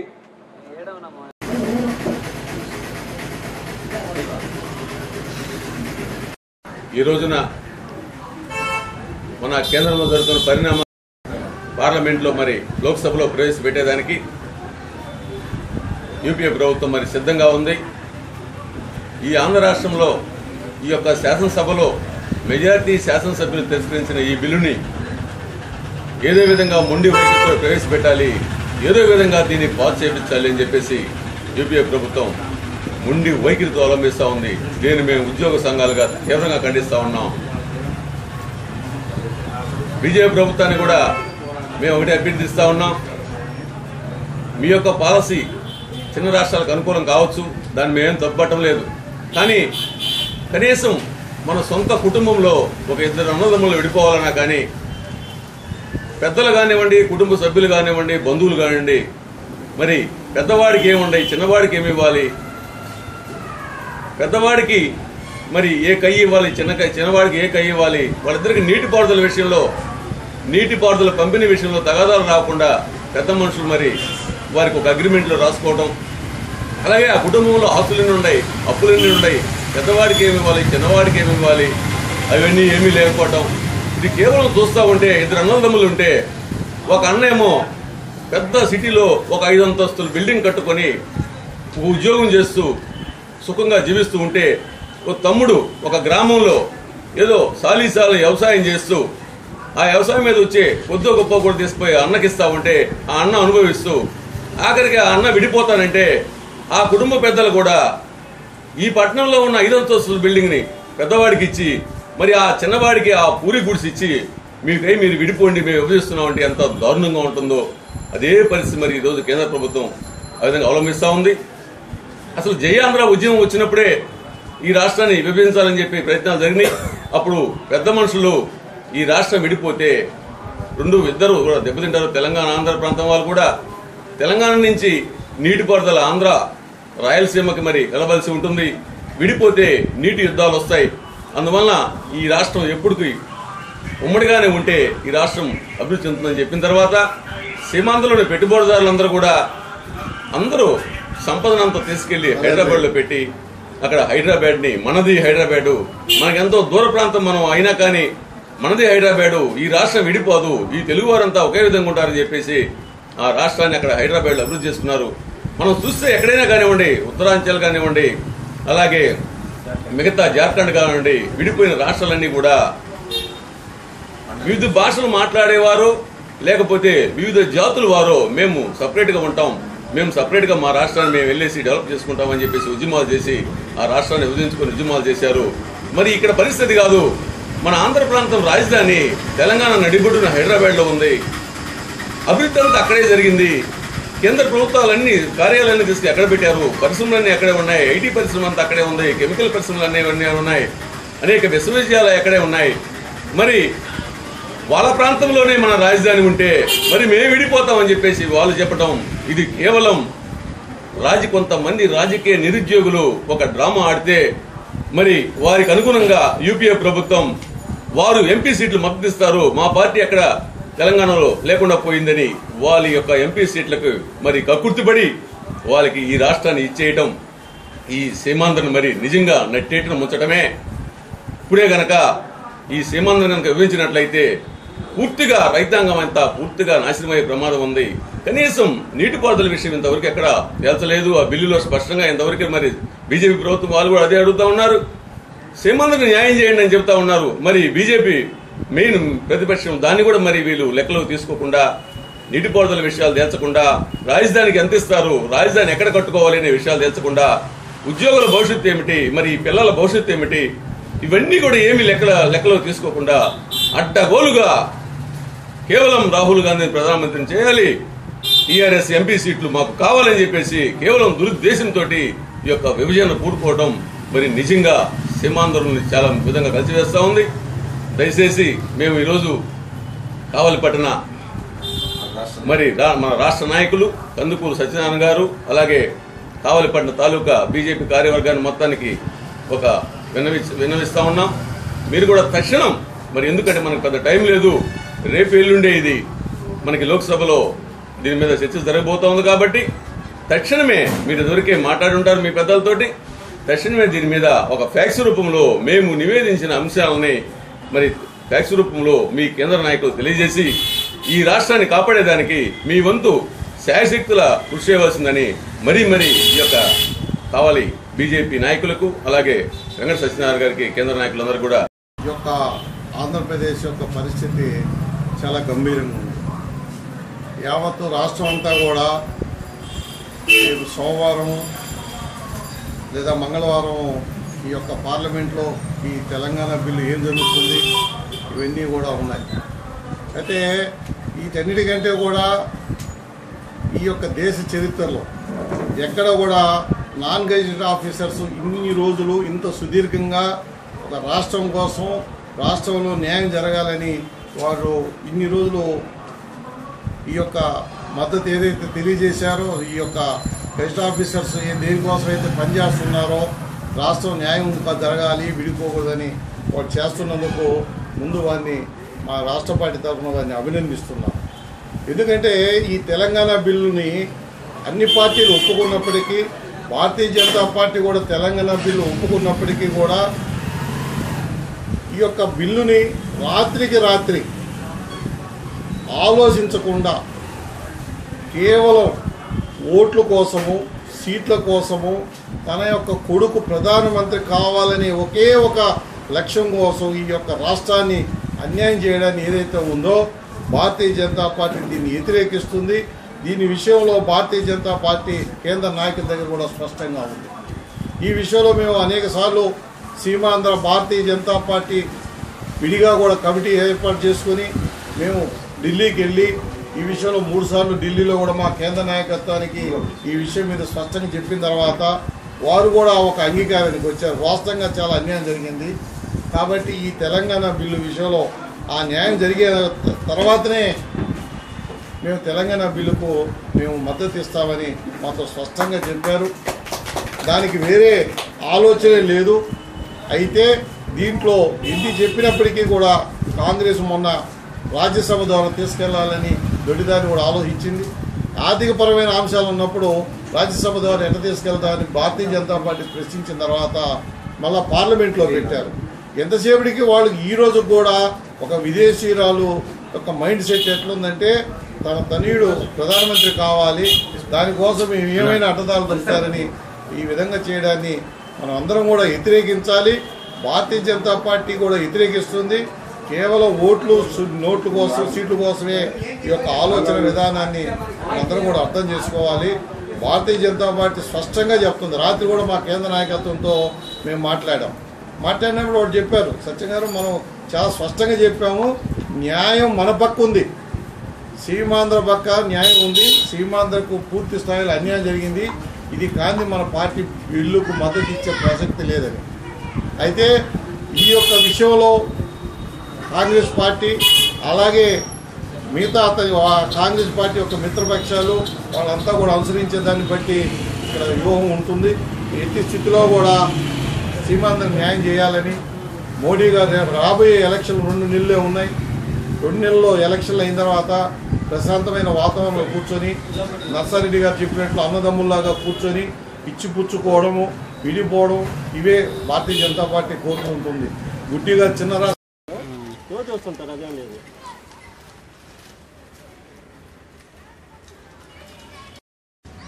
అట్లా పండుకుంటా చేస్తా ఉండేసరికి బాగా నాని అన్ని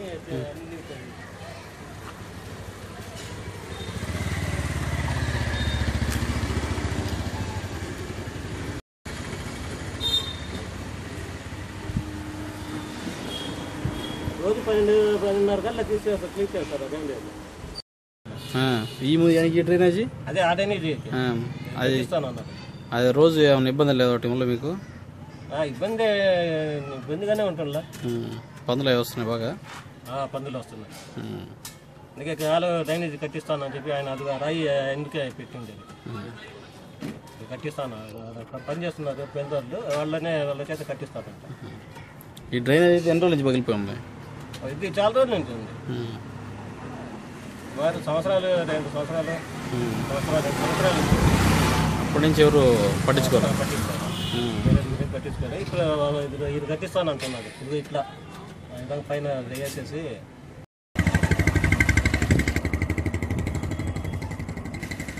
సిమెంట్ రాయి ఉంది కదా, దాంతో కట్టిస్తానని చెప్పి అన్నాడు ఆయన.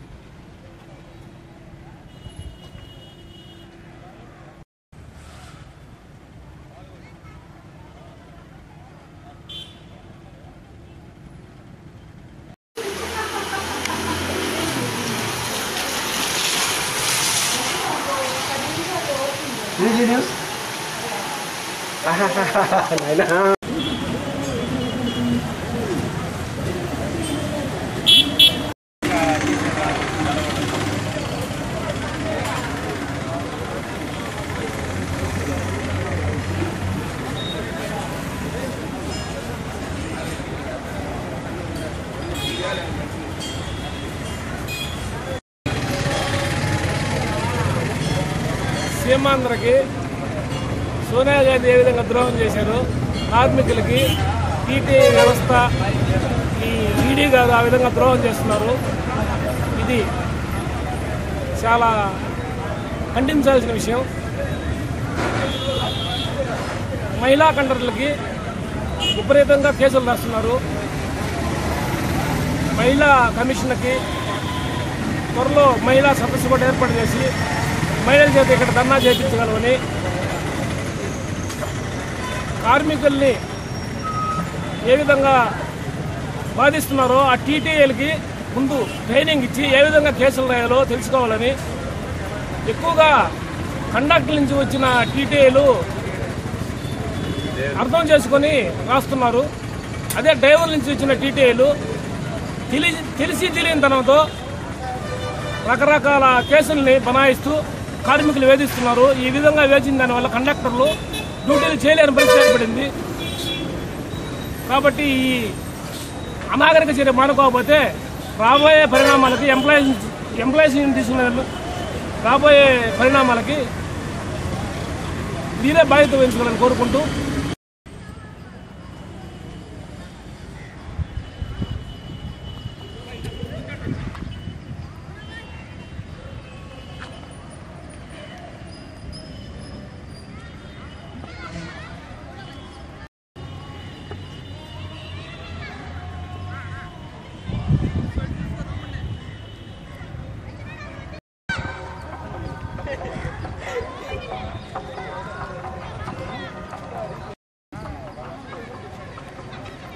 పక్క తమ్ముడు